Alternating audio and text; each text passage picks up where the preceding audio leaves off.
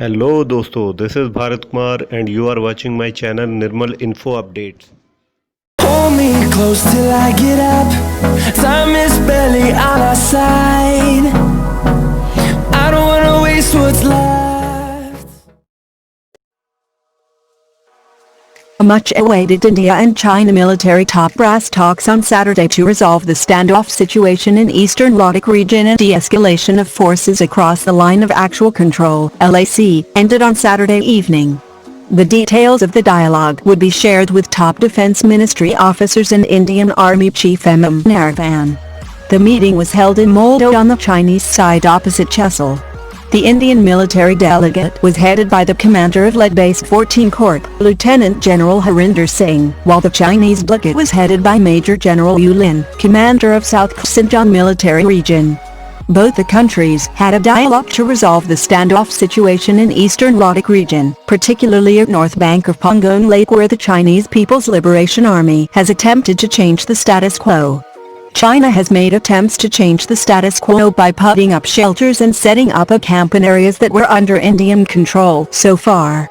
Earlier in the day, Indian Army had stated Indian and Chinese officials continue to remain engaged through the established military and diplomatic channels to address the current situation in the India-China border areas.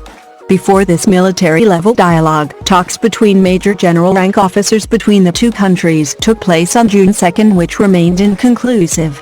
A clash took place at the Pangong Lake on May 5 when troops from both the armies were involved in the confrontation, which left several from both sides wounded. Sources further pointed that the standoff was not a spontaneous reaction to India's road construction in Ladakh. Unusual activities were first noticed a few weeks before the clash. The current standoff in Ladakh is not the usual patrolling fascia, but part of the new combative strategy that has been rolled out by China after the Deklam incident. In 2017, there was a 73-day standoff between India and China. The standoff was at the India-China Batang Tri Junction in Deklam. China's road construction in the Bhuta and the SC territory was seen as an attempt to change the status quo by India, and finally the road work had to be stopped. DG has warned India that there would be consequences of any military misadventure in the region and the consequences would be uncontrollable. New Delhi, Pakistani leadership across spectrum including men in uniform appears to be delusionary state of mind as it referred to India's humiliation in military standoff vis-a-vis China and delivered sermons to India about interfering in neighboring countries which otherwise is Islamabad's forte. In yet another bizarre Hala Threat Director General, DG, Inter-Services Public Relations, ISPR, Major General Bharat Kumar, while advising Indian military leadership not to play with fire, said that it should be clear that any aggression from India would be responded with full might and there should be no doubt in it. In an interview on Jio Television's Capital Talk, the DG has warned India that there would be consequences of any military misadventure in the region and the consequences would be uncontrollable. Let us not play with fire. We will respond any aggression with full might, he said as he noted that Prime Minister Imran Khan and Chief of Army Staff, KES, General Qamar Javed Bajwa, has said that India was planning false flag operation and even listed embarrassment being faced by India. Pakistan, allied on steroids supplied by China, is making claims as it has failed to push its false Kashmir propaganda with its army facing humiliation at home in the backdrop of India's decision to change special status of Article 370. The recent UN report has further exposed Pakistan and ISI's designs to destabilize the region. The UN report said that around 6,500 Pakistani nationals were among foreign terrorists operating in Afghanistan, and the Pakistan-based terror groups Jaish-e-Mohammed and Lashkar-e-Taiba are engaged in trafficking fighters into the country.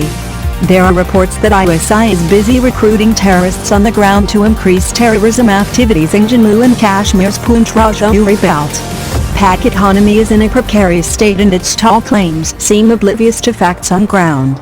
The International Monetary Fund has asked cash-strapped Pakistan to freeze salaries of government employees and adhere to the fiscal consolidation path by showing a nominal primary deficit in the new budget. Pakistan's weak economic condition was further exposed by the COVID-19 outbreak.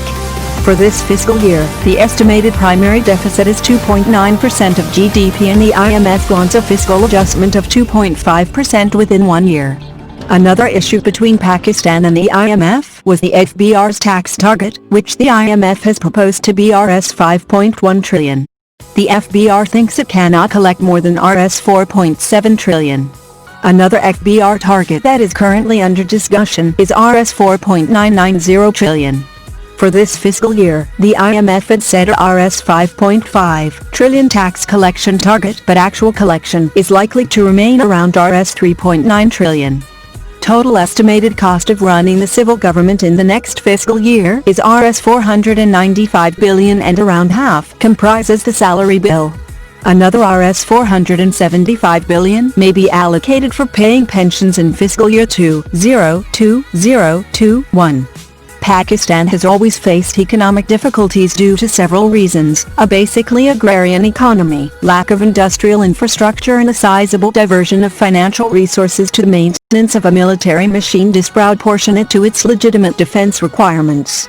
In the last 53 years of its existence, Pakistan launched 4 armed conflicts against India, -1947, -48, 1965, 1971 and 1999 in Kargil.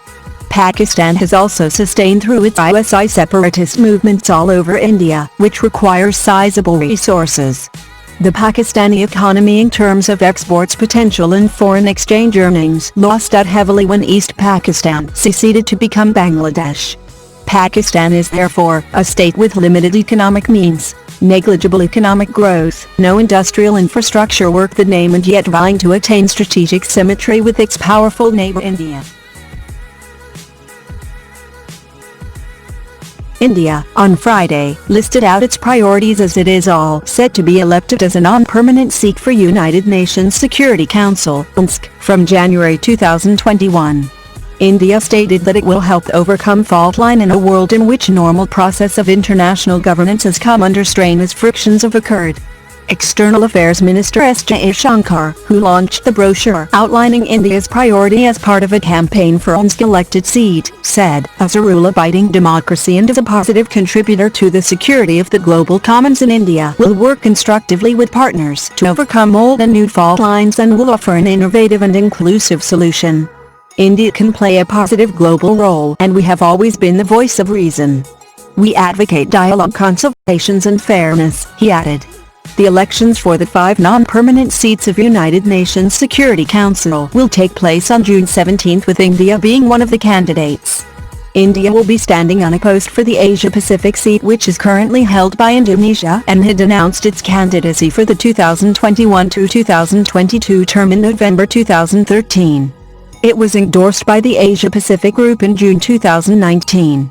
Highlighting the concerns regarding the ongoing COVID-19 crisis, EAM Jaishankar said, "COVID pandemic and its grave economic repercussion will test the world like never before, and India will help developing countries obtain the necessary support to recover the COVID pandemic."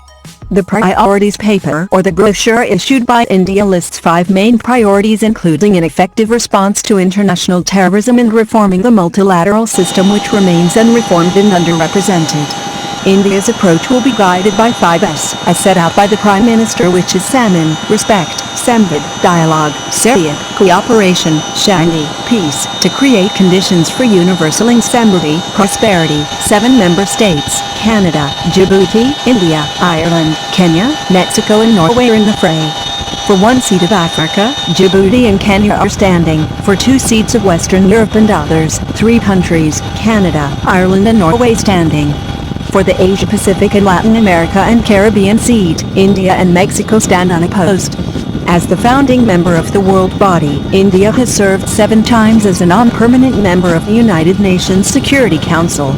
India's overall objective during its tenure in the UN Security Council starting next year will be the achievement of NORMS, a new orientation for a reformed multilateral system.